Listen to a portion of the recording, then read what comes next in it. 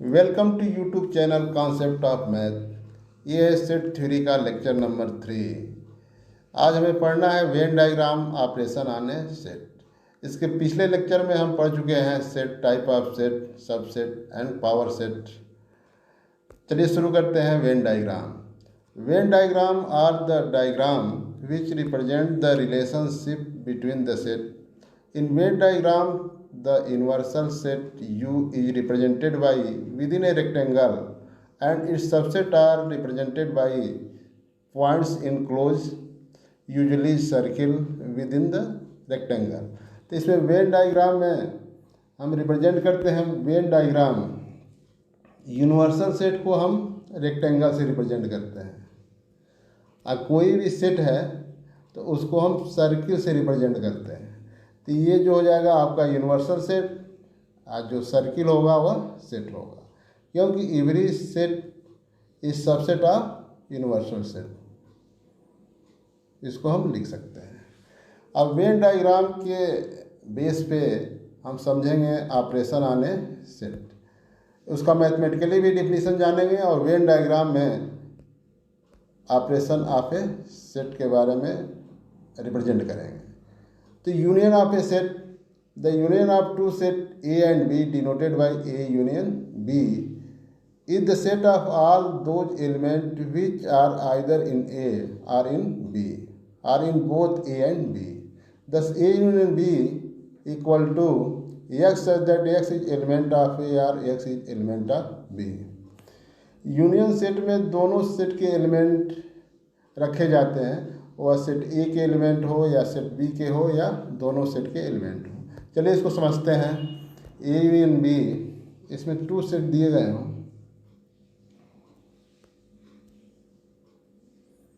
इसमें first set ए और second set B, या ए हो गया, ये बी हो गया। तो ए यूनियन बी में ए के एलिमेंट भी होते हैं और सेट बी के भी एलिमेंट होते हैं।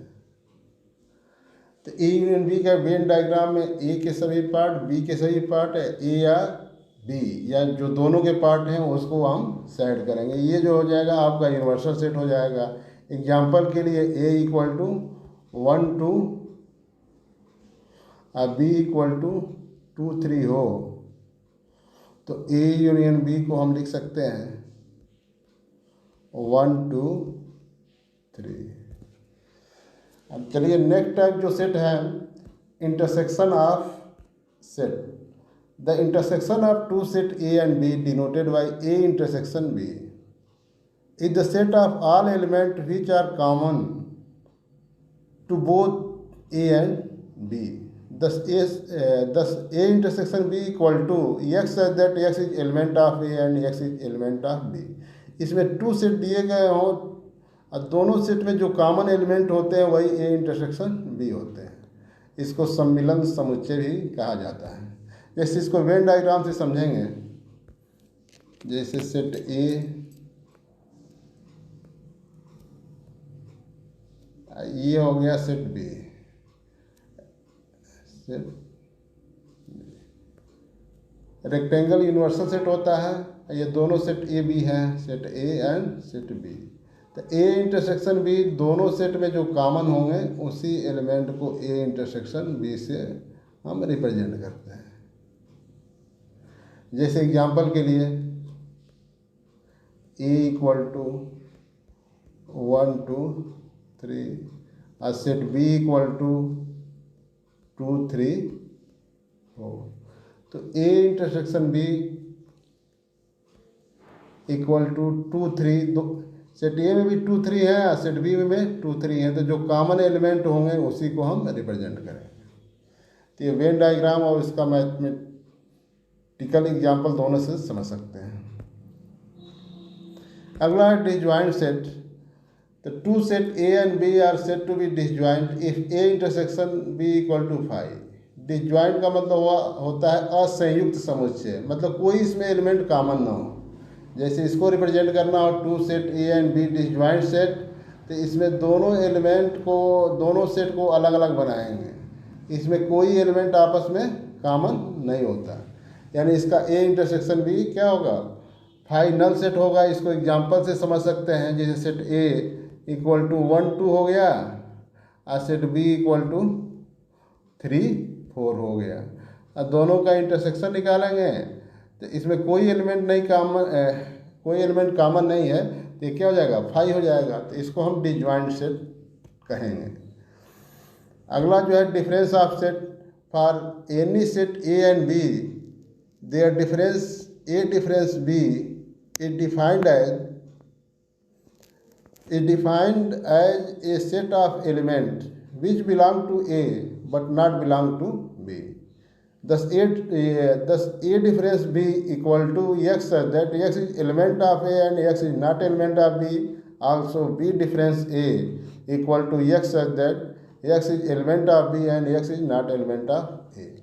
डिफरेंस सेट में 2 सेट दिए गए हों, ए डिफरेंस भी हमें निकालना हो तो उसमें ए के एलिमेंट होंगे, बट ए के एलिमेंट जो बी में होंगे या बी के सभी एलिमेंट नहीं होंगे। जैसे इसको हम समझ सकते हैं वेन डायग्राम से। ये 2 सेट दिए गए हों A and B, set A हो गया, सेट बी हो गया। तो ए डिफरेंस भी केवल ए के एलिमेंट होते हैं, जिसको हम सेट कर रहे हैं तो वही आपका डिफरेंस रीजन शो करता है। यही ए डिफरेंस भी हो जाएगा। इसको एग्जांपल से समझ सकते हैं। जैसे ए इक्वल टू 1 2 3 और बी इक्वल टू 3 4 5। तो ए डिफरेंस भी, तो इसमें ए के एलिमेंट केवल एक एलिमेंट होते हैं, उसमें बी के एलिमेंट नहीं होते हैं। और जो एक एलिमेंट बी में कॉमन होते हैं वो भी एलिमेंट नहीं रखे जाते हैं। तो यहाँ पे 1 2 3 सेट ए में भी है, सेट बी में भी है, तो ए डिफरेंस बी में 3 नहीं आएगा, केवल 1 2 इसका वैल्यू हो जाएगा। वैसे ही बी डिफरेंस ए निकालना हो इसी सेट में, तो हम इसी सेट में बी डिफरेंस ए भी निकाल सकते हैं। जैसे ए डिफरेंस बी हो गया, बी डिफरेंस ए, बी डिफरेंस। अब यहाँ समझ सकते हैं कि बी के भी एलिमेंट जो ए में ना हो, तो यहाँ पे 3 तो है, 4 5 नहीं है, तो इसका एग्जाम्पल हो जाएगा 4 5। इसका वेन डायग्राम हम अलग से समझ सकते हैं। जैसे बी डिफरेंस ए का, जैसे कोई सेट ए है, सेट बी है, या सेट ए हो गया या सेट बी हो गया, तो बी डिफरेंस ए में केवल बी के एलिमेंट होंगे, ए के एलिमेंट नहीं होते। यह शो करता है बी डिफरेंस ए। चलिए अगला जो है कॉम्प्लीमेंट ऑफ ए सेट। इसका मतलब होता है पूरक समुच्चय। Let you be the universal set and A is the subset of universal set, then the complement of A is the set of all element of U which are not element of A. Thus A complement को हम A dash से represent करते हैं। A complement का notation A dash है, कुछ बुकों में A C से भी रिप्रेजेंट करते हैं। यहाँ पे A डैश रिप्रेजेंट किया गया है। A डैश इक्वल टू क्या होता है, यूनिवर्सल सेट माइनस A, यानी यूनिवर्सल सेट और ए का जो डिफरेंस होगा वही ए कॉम्प्लीमेंट होगा। इसको X such that x is element of universal set which is not element of B. जैसे इसको समझ सकते हैं ए कॉम्प्लीमेंट। ए कॉम्प्लीमेंट आप जैसे रेक्टेंगल को यूनिवर्सल सेट सपोज करेंगे, रेक्टेंगल यूनिवर्सल सेट है, ए सेट ए है, तो ए कॉम्प्लीमेंट ये होता है कि यू डिफरेंस ए, तो ये सभी आपके ए कॉम्प्लीमेंट शो करेंगे। ए कॉम्प्लीमेंट में ए के एलिमेंट नहीं होंगे, ए के एलिमेंट को छोड़ करके सभी यूनिवर्सल सेट के एलिमेंट होंगे। तो ये आपका ए कॉम्प्लीमेंट, यह जो रीजन शो करेगा ए कॉम्प्लीमेंट शो करेगा। एग्जाम्पल से भी समझ सकते हैं यूनिवर्सल सेट। इसको एग्जाम्पल से अगर यूनिवर्सल सेट क्या हो 1 2 3 4 5 6 7 हमने लिख दिया इतना, ए इक्वल टू 1 2 हो, तो ए कॉम्प्लीमेंट क्या होगा, यूनिवर्सल सेट के वे एलिमेंट जो ए के एलिमेंट नहीं है, तो 3 4 5 6 7, तो ए कॉम्प्लीमेंट क्या हो जाएगा 3 4 5 6 7। अब चलिए नेक्स्ट जो है, अब some properties of complement set. इसमें ये होता है कि जैसे कोई सेट है उसका कंप्लीमेंट यूनिवर्सल सेट होता है, उसका यूनियन लेंगे। जैसे कोई सेट दिया गया हो, जैसे सेट ए है, इसका कंप्लीमेंट ये शो करेगा, ये कंप्लीमेंट है, तो दोनों का यूनियन रखेंगे, A union A complement equal to क्या मिल रहा है, यूनिवर्सल सेट मिल रहा है। क्योंकि यूनिवर्सल सेट में ए के एलिमेंट भी होते हैं और उसके कंप्लीमेंट के एलिमेंट भी होते हैं, तो ये प्रॉपर्टी हो जाएगी। इसका इंटरसेक्शन क्या होता है, नल सेट होता है, फाई होता है। जैसे ये सेट हो गया, इसका कंप्लीमेंट सेट ये डार्क किया गया है, ये ओनली सेट है, इसका इंटरसेक्शन निकालेंगे, ए इंटरसेक्शन ए कंप्लीमेंट, तो इसमें क्या मिलेगा, फाई मिलेगा, नल सेट मिलेगा, कोई एलिमेंट ही कॉमन नहीं होगा। यूनिवर्सल सेट का कंप्लीमेंट लेंगे तो यूनिवर्सल सेट में सभी एलिमेंट आते हैं, तो उसके कंप्लीमेंट में कोई एलिमेंट नहीं होगा। ऐसे फाई का कंप्लीमेंट, नल सेट का कंप्लीमेंट क्या होता है, यूनिवर्सल सेट होता है, नल सेट में कोई एलिमेंट ही नहीं होगा, तो उसका कंप्लीमेंट करेंगे तो टोटल उसका यूनिवर्सल सेट होगा। अब जो है कंप्लीमेंट का कंप्लीमेंट तो क्या होता है, सेट ए होता है। जैसे इसको एग्जांपल से हम समझ सकते हैं, जैसे ए इक्वल टू 1 2 दिया गया, यूनिवर्सल सेट इक्वल टू 1 2 3 4 5 दिया गया, तो ए कंप्लीमेंट की वैल्यू क्या हो जाएगी, यूनिवर्सल सेट के वे एलिमेंट जो एक एलिमेंट नहीं है, तो हम इसको लिख सकते हैं 3 4 5। अब ए कंप्लीमेंट का कंप्लीमेंट निकालेंगे, तो ए कंप्लीमेंट के यूनिवर्सल सेट के वे एलिमेंट जो ए कंप्लीमेंट के एलिमेंट ना हो, तो 1 2 होगा। चेक करेंगे, ए यूनिवर्सल सेट के वे एलिमेंट जो ए कंप्लीमेंट के एलिमेंट ना हो, तो इसके एलिमेंट 1 2 हैं जो ए कंप्लीमेंट के एलिमेंट नहीं है, तो वही ए कंप्लीमेंट का कंप्लीमेंट होगा। और ये किसके इक्वल है, ए के इक्वल है, तो एक प्रॉपर्टी है A complement of complement equal to A, ये प्रॉपर्टी हो गया। Fifth operation, symmetric difference of two set. For any set A and B their symmetric difference A difference B union B difference A defined as the set of elements which do not belong to A both A and B. It is denoted by asymmetric difference B. यह symmetric difference का notation है। Thus asymmetric difference B equal to A difference B union B difference A equal to X such that X is not element of A intersection B.